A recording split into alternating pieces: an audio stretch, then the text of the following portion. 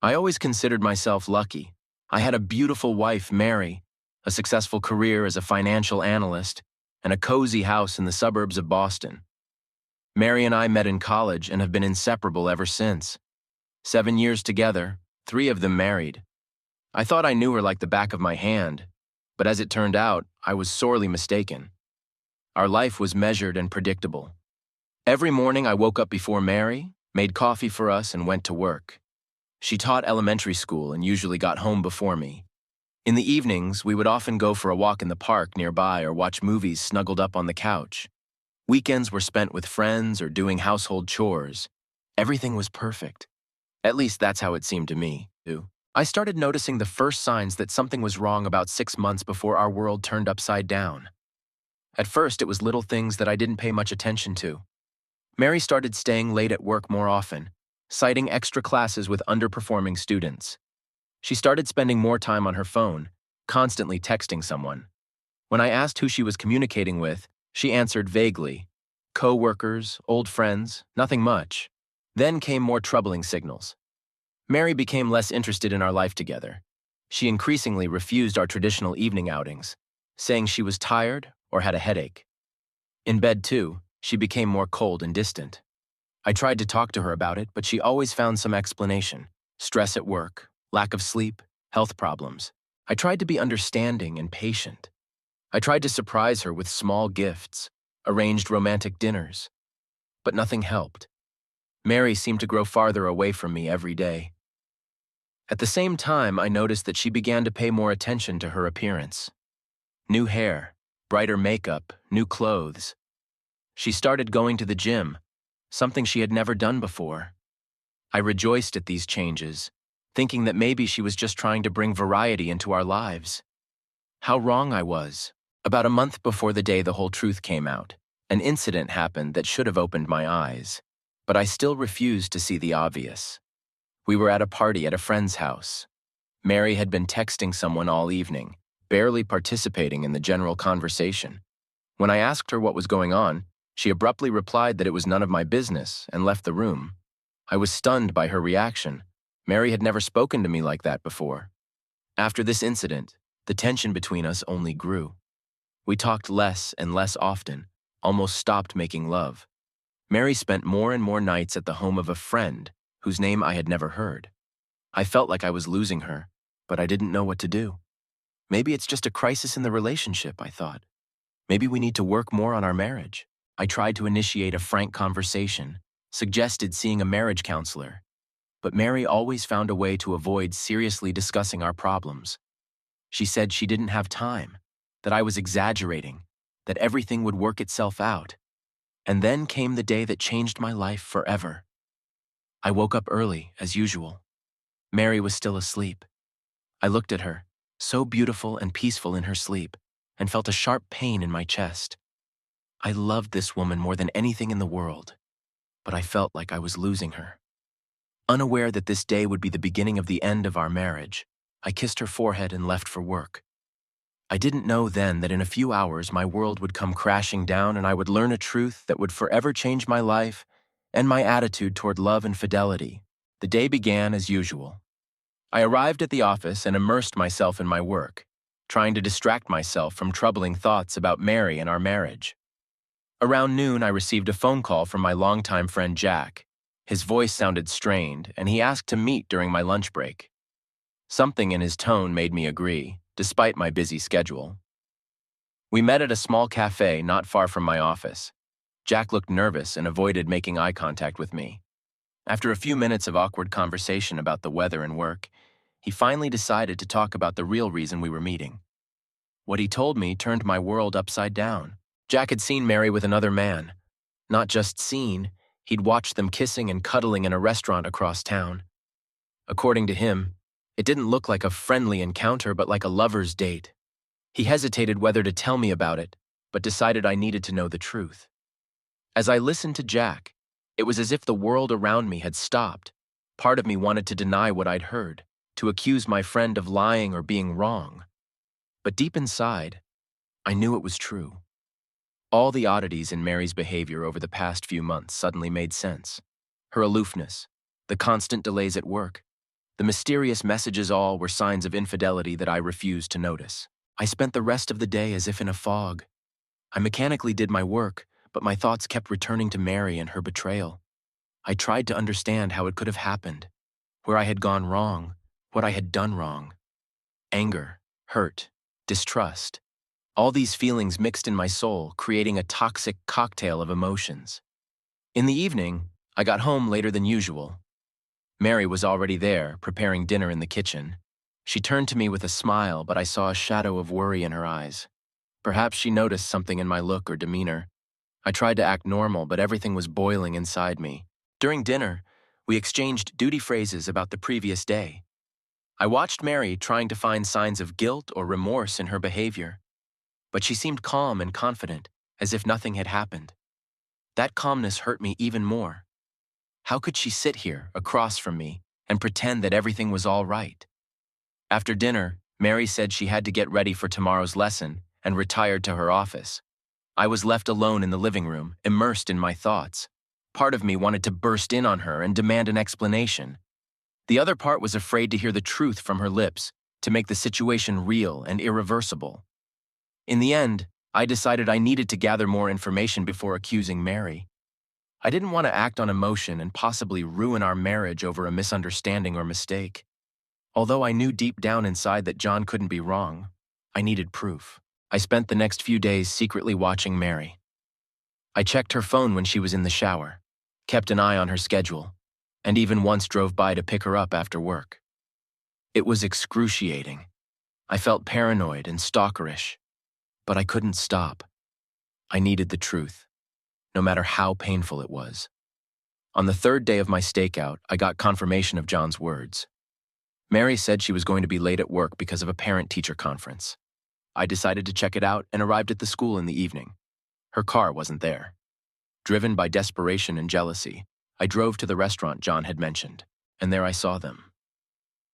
Mary was sitting at a table with a man I'd never seen before. They were holding hands, laughing, and at one point he leaned over and kissed her. It wasn't a friendly kiss, it was a lover's kiss. I sat in the car, unable to look away from that scene, feeling my heart shatter into 1,000 shards. I don't remember how I got home that night. I was in a state of shock, unable to believe the reality of what was happening. Mary came home late, smelling of wine and someone else's cologne. She was saying something about the protracted meeting, but I could barely hear her words. All I could see was her kissing another man, which replayed over and over in my head. I stayed up all night lying next to the woman I loved and who betrayed me. In the morning, I packed up and left for work earlier than usual, unable to be near her. I spent the entire day in the office trying to focus on work, but my thoughts kept returning to what I had seen yesterday. By evening, I had made a decision. I couldn't live a lie anymore.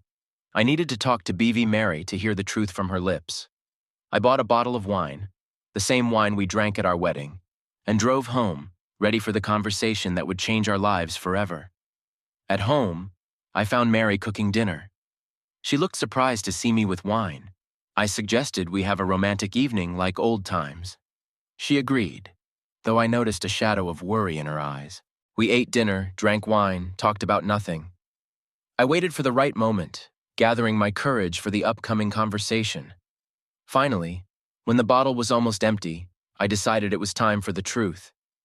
I started from afar, asking Mary about her job, about how yesterday's parent-teacher conference went. She started to tell me, but I could see how nervous she was, how she avoided looking me in the eye. And then I couldn't take it anymore.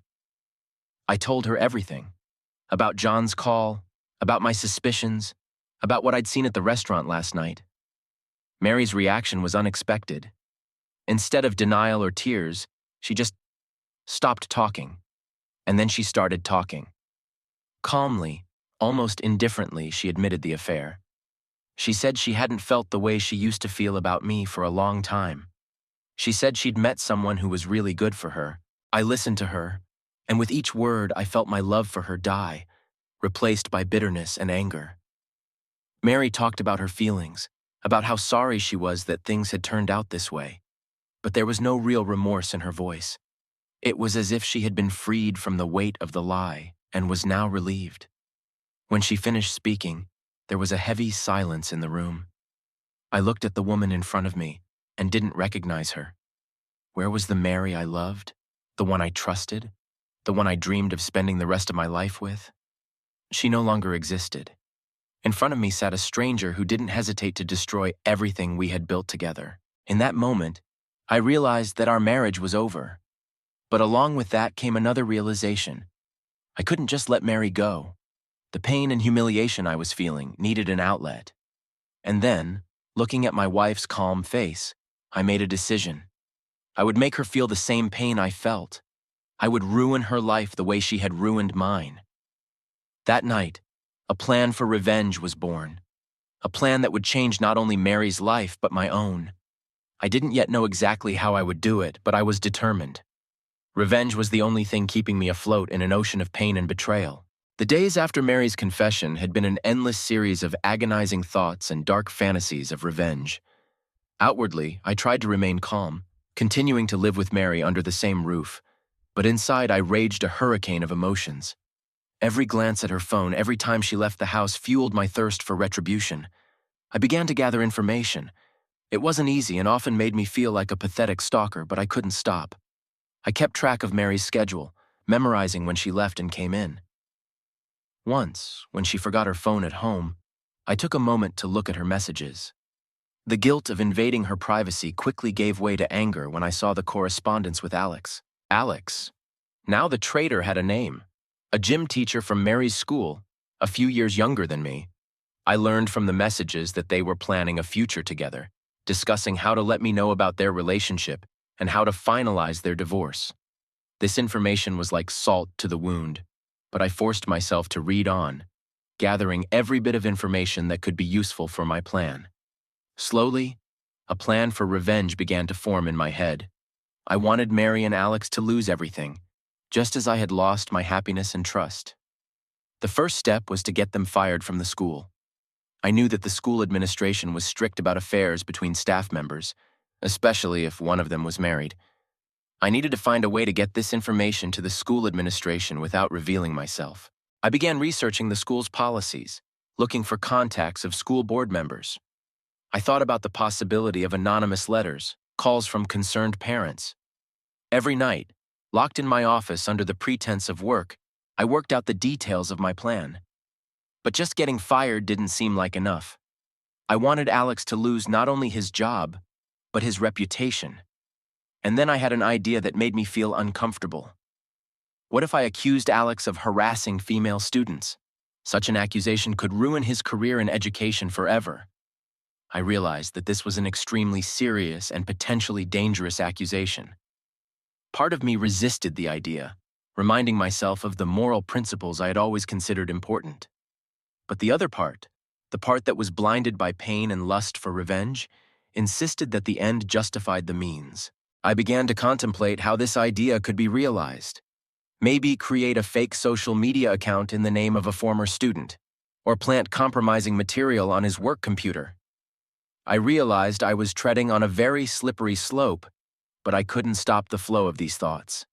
At the same time that I was planning my revenge, I began to prepare for the inevitable divorce. I secretly consulted with an attorney, learning about my rights and how best to protect my assets. I opened a new bank account and began gradually transferring money into it.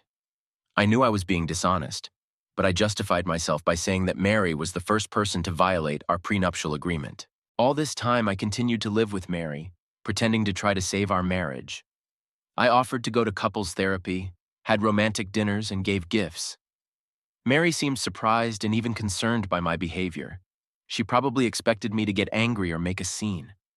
My ostensible calmness and willingness to work on the relationship clearly threw her off balance. I watched her reactions, analyzing her every word and gesture. It became a kind of game for me. How convincingly I could play the role of a loving husband while the hatred boiled up inside me. Sometimes I caught Mary's puzzled looks, and it gave me a perverse pleasure. I knew she sensed something was wrong, but couldn't figure out what it was. The further my planning progressed, the more I noticed myself changing. I used to be an open, trusting person. Now I became suspicious and cynical. I began to see deceit and betrayal everywhere. My relationships with friends and coworkers became strained, and I became more and more withdrawn, immersed in my revenge plans. There were moments when I caught myself thinking I had gone too far. At such times, I looked at Mary and saw the woman I had once loved more than life. I remembered our happy moments, our dreams of the future. But then I pictured her in Alex's arms, and the wave of anger washed over me again.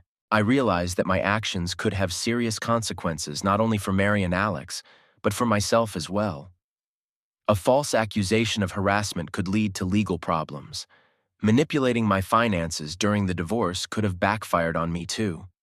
But in those moments, I felt like I was willing to risk everything just to see the lives of those who had hurt me fall apart. Every day was a struggle with the urge to drop everything and walk away, a struggle with the temptation to make a scene and take it out on Mary. But I held on. I knew my plan would take time and patience. I was willing to wait as long as it took for my revenge to be complete and crushing. In those days, I often wondered what would come afterward. How would I feel when I had ruined Mary and Alex's lives? Would it bring me relief, or would it only make my pain worse? But every time those thoughts crossed my mind, I remembered Mary's betrayal, the ease with which she'd admitted to cheating, and my resolve only grew stronger. As I sank deeper and deeper into my plans for revenge, life went on around me. Friends called me to meetings. Colleagues invited me to corporate events. I tried to maintain a semblance of normalcy, but it was getting harder every day. My obsession with revenge consumed me completely, leaving little room for anything else. I knew I was on the verge of making important decisions. Every step of my plan carried risk and could have unpredictable consequences. But it was too late to retreat. I felt that if I stopped now, I would finally break. Revenge had become my anchor, the only thing keeping me afloat in an ocean of pain and betrayal. And so, after weeks of planning and internal struggle, I felt ready to take action. The first step of my plan had to be careful, almost imperceptible. But I knew it would be the beginning of the end for Mary and her new happiness with Alex. With a mixture of fear and grim anticipation, I prepared to take that step, knowing it would change our lives forever. It had been a week since I had sent the anonymous letter to the school principal. Every day I watched Mary closely, trying to catch the slightest sign that my plan was taking effect. At first, nothing changed. Mary went to work early in the morning and returned in the evening as usual. But gradually, I began to notice subtle changes in her behavior. She began to stay late at school more often, explaining that she had extra classes and meetings with her parents. When she came home, she seemed more tense and distracted. On several occasions, I caught her having long telephone conversations in her office in a muffled voice. I could not hear the content of these conversations, but it was clear from Mary's tone that she was discussing something serious and unpleasant. I continued to play the role of caring husband, asking about her day and offering to help. Mary responded evasively, saying that everything was fine, just a lot of work. But I could see the concern in her eyes and knew my letter had accomplished its purpose. In parallel with keeping an eye on Mary, I began carefully spreading rumors. It was a delicate job requiring patience and ingenuity. I had no direct connections in the school community, but I knew how social dynamics worked in small groups. I started by showing up near the school more often. Sometimes I would come to pick Mary up from work. Sometimes I would just drive by at the end of the school day. During these visits, I tried to strike up casual conversations with other parents waiting for their children. In these conversations, I carefully wove in hints about the strange atmosphere at the school. I talked about the fact that Mary seemed more tense lately, that she had mentioned some problems at school. I didn't name names or make specific accusations, but I sowed seeds of doubt and suspicion. "You know, my wife seems very concerned lately. She says there's some kind of trouble at school. Have you noticed anything unusual?" Such phrases, dropped as if in passing, made parents think and start discussing the situation among themselves. I also started attending school events more often: concerts, exhibitions of pupils' work, sports competitions.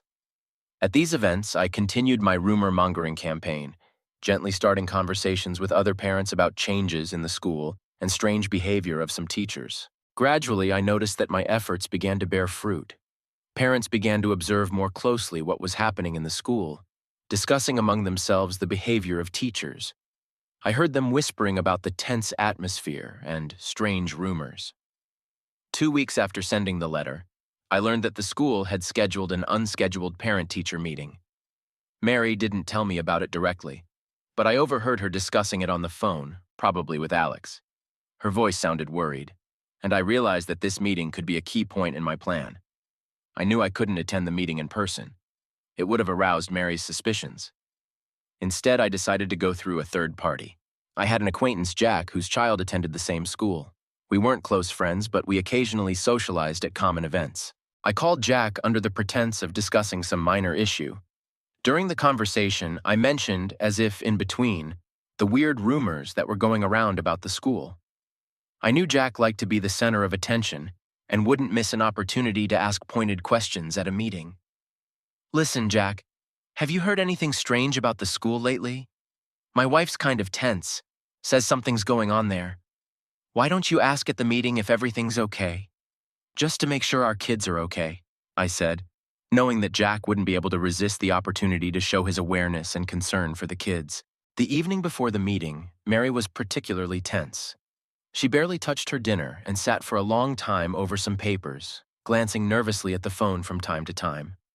I tried to make conversation about school, about her work, but she answered in one word, obviously unwilling to discuss the subject.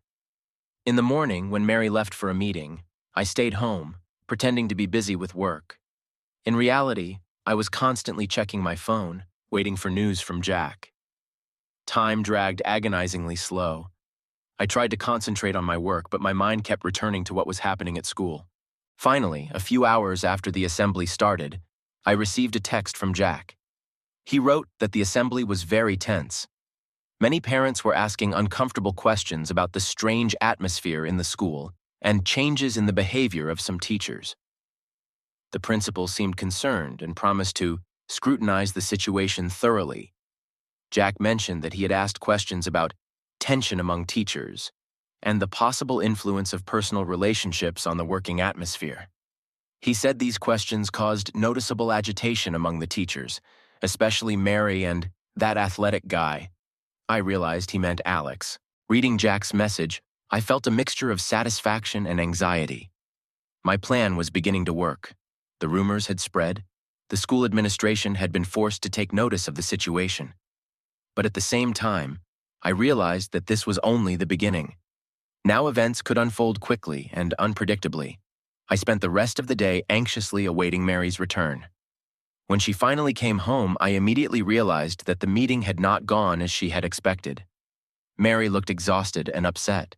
She immediately retired to her bedroom, saying she had a headache and wanted to rest. I didn't bother her, but listened carefully. After a while, I heard her talking quietly on the phone. I couldn't make out the words, but the tone of her voice was anxious and even frightened. Going to bed that night, I felt a strange mixture of emotions. On the one hand, I felt satisfied that my plan had begun to work, but on the other, guilt gnawed at me. I saw how Mary was suffering, and part of me wanted to stop everything, to confess everything to her and try to make things right. But I knew I'd gone too far.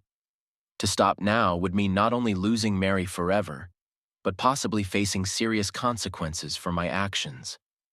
I decided that I had to see my plan through, no matter how painful the road might be. As I fell asleep, I thought about what would happen next. I knew that the next days and weeks would be crucial. The school administration would surely launch an investigation, and I needed to be prepared for any eventuality. I knew that I had to be even more careful and deliberate in order not to give myself away and see my plan through. After the parent-teacher conference, the tension in the school reached a fever pitch. Rumors spread quickly, but I needed concrete proof of Mary and Alex's connection. I decided it was time to act more decisively. Over the next few days, I kept an eye on the school, sitting in my car in a nearby parking lot. I had changed my work schedule to be able to observe unobtrusively. On the third day of my surveillance, luck smiled on me. I saw Mary and Alex leave the school building together after class ended. They walked briskly toward a small park near the school. My heart beat faster as I followed them, trying to remain unnoticed. In the park, they found a secluded spot behind some thick bushes. I approached cautiously, feeling the adrenaline pulsing through my veins. Through a gap in the foliage, I saw Alex put his arm around Mary, and then they started kissing. A mixture of pain and triumph overwhelmed me as I pulled out my phone with trembling hands and snapped a few pictures. Back home, I looked at the pictures for a long time. Despite some blurring due to distance and foliage, Mary and Alex's faces were quite recognizable. I realized that these pictures could change everything, but I had to proceed with caution. After much deliberation, I decided to send the photos on behalf of a student, using the fake account I had previously created. I carefully crafted the message, trying to make it look like the genuine concern of a teenager who had accidentally witnessed inappropriate teacher behavior. The next morning, after making sure Mary had left for work, I sent the message with the attached photos to the school's official email account. I then deleted all traces of this action and waited. It didn't take long for a response. In the evening, Mary came home pale and upset. She barely said hello to me and immediately locked herself in her bedroom. I could hear her talking quietly on the phone, probably to Alex. The next day, I got a call from Jack. His voice sounded worried and confused. He told me that there had been a real scandal at school over the pictures of Mary and Alex. Jack was clearly shocked by what he saw. "Chris, I don't know how to tell you this, but those pictures... There's Mary with that gym teacher. They're... well, you know... God, I can't believe this is happening. I'm so sorry, man. I know how much you love Mary. It's just awful."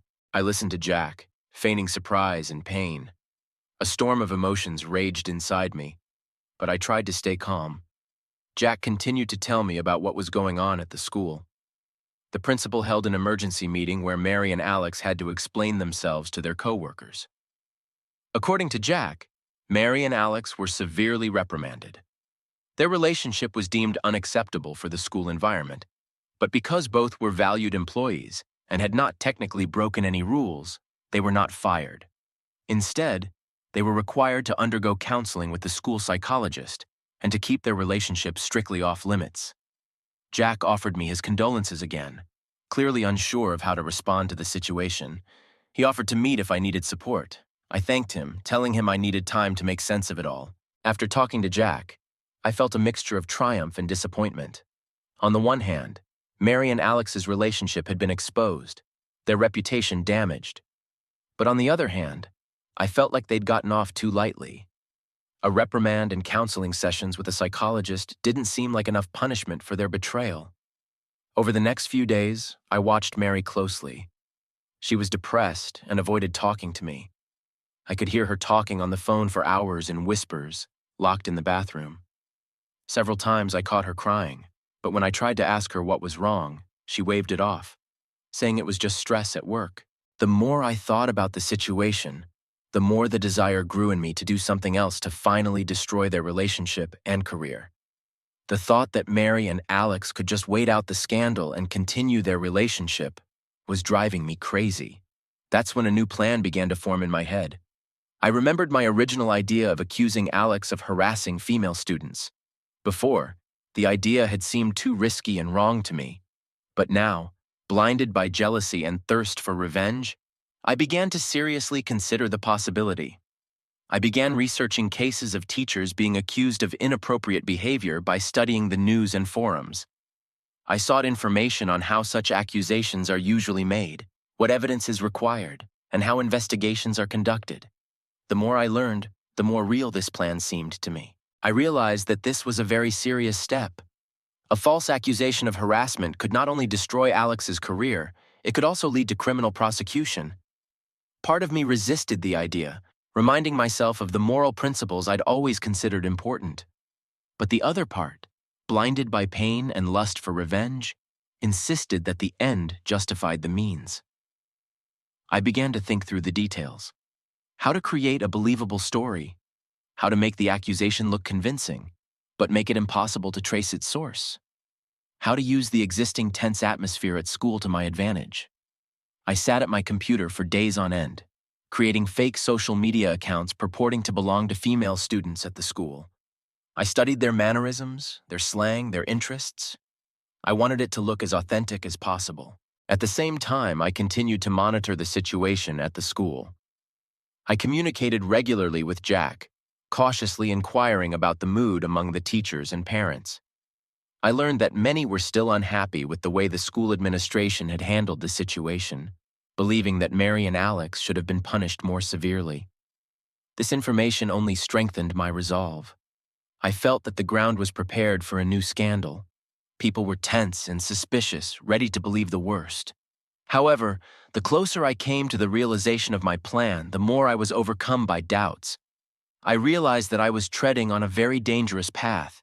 If my actions were exposed, the consequences could be catastrophic, not only for Alex and Mary, but for me as well. On nights I lay awake, listening to Mary's breathing beside me. I looked at the woman I once loved more than anything in the world, and tried to understand when it all went wrong. When had my love turned into this all-consuming lust for revenge? I knew I was at a crossroads. The decision I made would determine not only Mary and Alex's future, but my own as well. I could stop now before I went too far, or I could continue with my plan, risking everything for a phantom chance at satisfying my thirst for revenge. Deep down, I knew that even if my plan succeeded, it wouldn't bring me true satisfaction. It would not bring me back Mary's love. It would not heal the pain of betrayal. But it seemed impossible to stop. I felt like a passenger on a train hurtling toward the abyss, unable to stop or jump off. With these dark thoughts, I continued to prepare for the next step of my plan, not knowing where this path of revenge and deceit would eventually lead me. The week following the revelation of Mary and Alex's relationship passed in the oppressive silence of our home. Mary became a shadow of herself, avoiding conversation and spending most of her time in her room or staying late at school. I continued to play the role of the cheating but still caring husband, though inside I was seething with a thirst for revenge. My plan to accuse Alex of inappropriate behavior with female students began to take shape. Instead of creating multiple fake accounts, I focused on one carefully crafted social media profile. I created an image of a high school girl by filling her page with believable posts about school life, hobbies, and problems. I spent weeks researching teen slang and interests to make this account as compelling as possible. In parallel, I continued to gather information about school life through conversations with Jack. He, unaware of my intentions, talked about the tense atmosphere at the school after the scandal with Mary and Alex.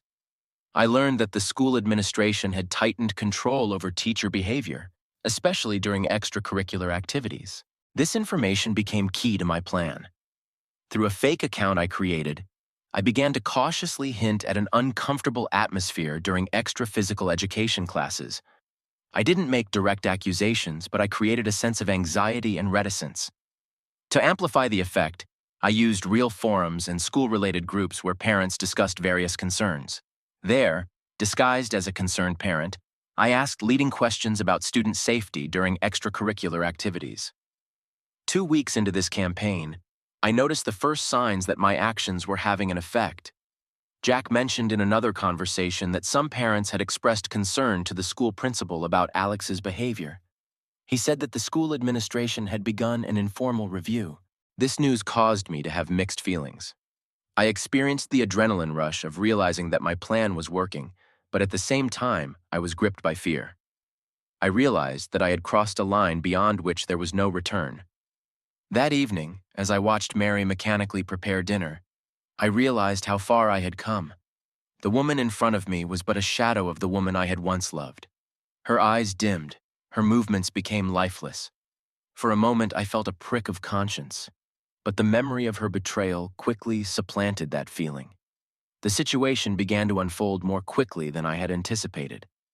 A few days later, Jack reported that a formal investigation had begun at the school. The principal held a closed-door meeting to announce the complaints and the need for a thorough investigation. This news took me by surprise. I had created a situation that was now unfolding according to its own laws, and I could no longer control it. Fear and panic gripped me as I realized the possible consequences of my actions. Mary returned home in a state close to a nervous breakdown. She had learned of the investigation into Alex and was desperate. Her hands were shaking as she tried to tell me what was happening. I offered her a vacation, but she declined, saying she needed to be at school to support Alex. Over the next week, the situation at school escalated. Alex was suspended during the investigation. Parents were divided into two camps. Some demanded his immediate dismissal, while others expressed support, believing the accusations to be unfounded. Mary came home every night exhausted and depressed. I could hear her talking on the phone, probably to Alex, trying to support him. Her devotion to him was causing me new bouts of jealousy and anger. The climax came 2 weeks into the investigation. Jack called me early in the morning, his voice shaking. He reported that one of the students had formally accused Alex of inappropriate behavior. I felt the ground go from under my feet. I hadn't expected that my actions would lead to an actual accusation. In that moment, I fully realized for the first time the enormity of what I had done. I hadn't just undermined someone's reputation. I'd probably ruined the lives of several people. And not just Alex and Mary, but also the student who had made the accusation, perhaps succumbing to the atmosphere of suspicion I had created. I spent the entire day in a fog, trying to comprehend the implications of my actions. In the evening, when Mary came home, I saw such pain and despair in her eyes that for a moment, I forgot my jealousy and anger. I tried to comfort her, but she pushed me away. That night, lying awake, I realized that I had reached the point of no return. I could not admit what I had done without destroying my own life, but it seemed impossible to go on living with this weight on my conscience. I realized that my revenge had turned against myself. In an effort to punish Mary and Alex for their betrayal, I had turned into a monster, capable of lies and manipulation on an unprecedented scale. I had destroyed not only their lives, but my own soul as well. I got up in the morning with the heavy realization that I had a choice to make. I could let events run their course, watching the lives of the people around me crumble. Or I could try to stop everything, risking losing everything in the process. After the charges against Alex became official, I decided to let the situation go. Part of me wanted to stop the chaos, but the other part, still hungry for revenge, insisted on letting things run their course. I convinced myself that it was too late to change anything, that any intervention on my part would only make things worse. While the investigation gained momentum, I focused on preparing for a possible divorce. Back at the beginning of my revenge plan, I had begun secretly transferring money from our joint accounts to a secret account opened in my name at another bank. Now I accelerated the process, carefully moving funds in small amounts, so as not to arouse suspicion. Each transfer caused me a mixture of guilt and grim satisfaction. I also began to sell off some of our joint assets that Mary knew little or nothing about. The antique watches I'd inherited from my grandfather, the collection of rare books we'd amassed together. All of these were quietly disappearing from our home, turning into numbers in my secret account. The funds I received were also being sent there as well. I convinced myself that it was fair compensation for the betrayal I'd suffered. But somewhere deep inside, I realized that I was just becoming a liar like Mary. Every time I committed another financial fraud, guilt gnawed at me. I remembered how Mary and I had planned our future, dreaming of traveling, of a lake house. Now all those dreams had turned into numbers in a bank account she would never see. Meanwhile, I watched as Mary slowly lost faith in Alex's innocence.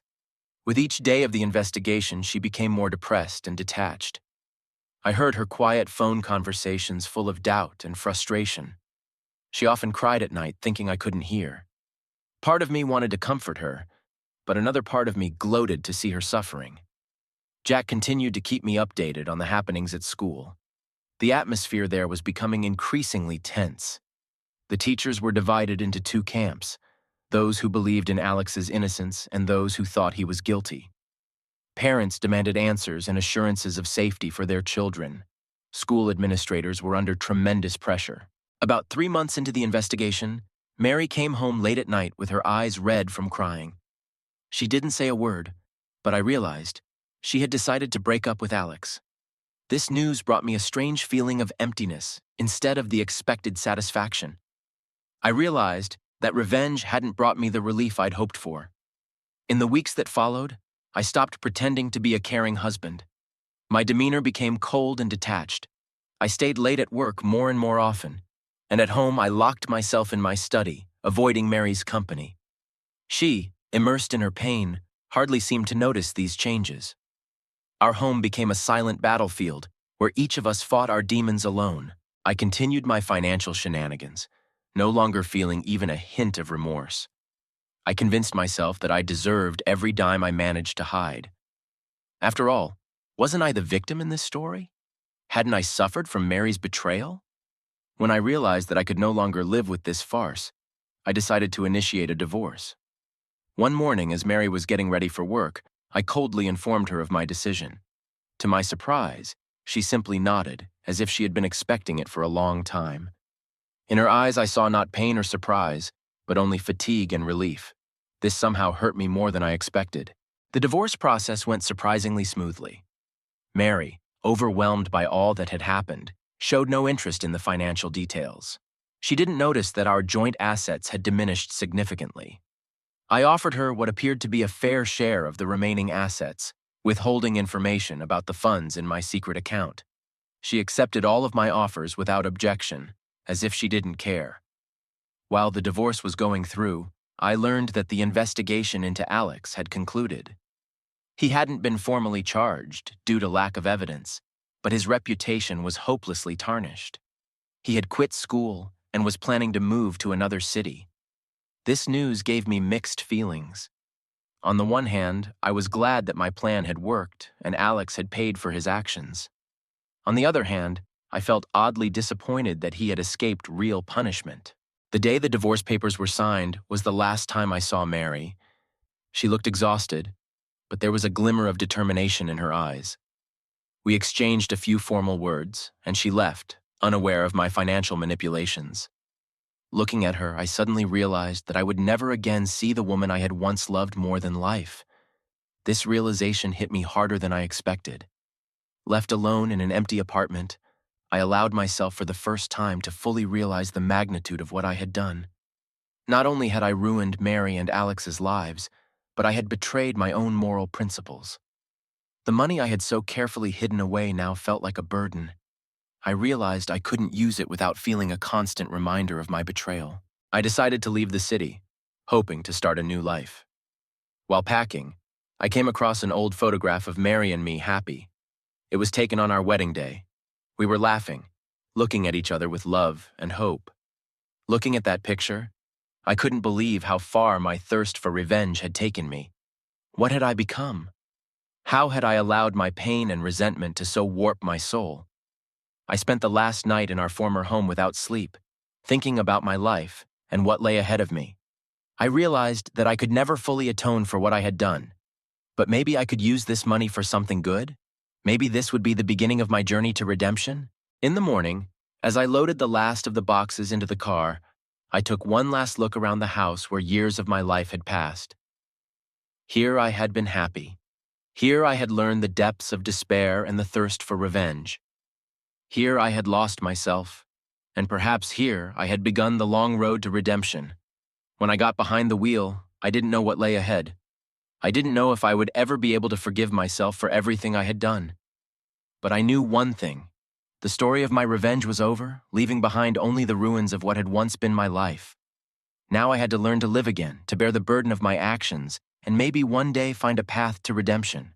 With these thoughts, I started the engine and drove out onto the road, leaving my past behind and heading toward an unknown future, with the weight of ill-gotten money on my conscience and the faint hope of redemption in my heart. 5 years had passed since I had left the city, leaving behind the ruins of my former life. 5 long, agonizing years filled with fruitless attempts to escape the past and find peace. I moved to a small town on the coast, hoping the distance and the sound of the ocean would help drown out the voices in my head. But the memory of what I had done haunted me wherever I went. The first year was the hardest. I lay awake at night, tormented by nightmares in which I relived again and again the events of that fateful fall. During the day, I mechanically performed my new job at the local accounting firm, trying not to think about the money in the secret account. Every time I tried to spend even a fraction of that money, I was overcome with such a strong sense of guilt that I was physically unable to do so. Gradually, the insomnia and constant guilt led to a deep depression. I began to avoid people, limiting my contact with the outside world to an absolute minimum. Colleagues at work quickly realized that it was best not to talk to me and gave up trying to drag me into office conversations or shared lunches. In my second year, I tried seeing a therapist, hoping to find relief. But after a few sessions, I realized that I couldn't even open up to a specialist. The fear of being judged, exposed, was too strong. I stopped therapy, sinking even deeper into the abyss of loneliness and self-abuse. The money that had once seemed a fair compensation for my pain was now a source of constant torment. I couldn't bring myself to spend it, but I couldn't get rid of it either. They lay in the account, a constant reminder of my betrayal and cowardice. In the third year after moving out, I happened to come across news about Mary. An article online was touting a new educational program in our old town. Mary was mentioned as one of the key developers of a project to support students facing bullying and false accusations. The irony of the situation did not escape me. The woman I was so intent on destroying was now helping others overcome the consequences of people like me. This news triggered another bout of depression in me. I didn't leave the house for a week, having taken a leave of absence from work under the pretext of illness. The thought that Mary could recover and find the strength to help others while I was mired in a quagmire of self-abuse was unbearable. In the fourth year, my depression reached a tipping point. I began to consider suicide, seeing it as the only way out of my constant torment. But even that I didn't have the resolve. Instead, I withdrew even deeper into myself, minimizing all contact with the outside world. I eventually lost my job. My boss, tired of my constant tardiness and lack of interest in my work, politely asked me to leave. I didn't even try to look for a new place, living off my savings and the damned money from my secret account. Now, 5 years later, I exist rather than live. My days pass in a haze of apathy and self-recrimination. I can't trust people. I avoid any close contact. Attempts at relationships end before they begin. I am unable to open up, to let someone into my world of darkness and regret. Sometimes, looking out at the ocean from the balcony of my small rental apartment, I think about the life I've ruined, about Mary, about Alex, about myself. I think about how one decision made in a moment of pain and rage can change everything, how the desire for revenge can poison the soul, destroy everything that was good in a person.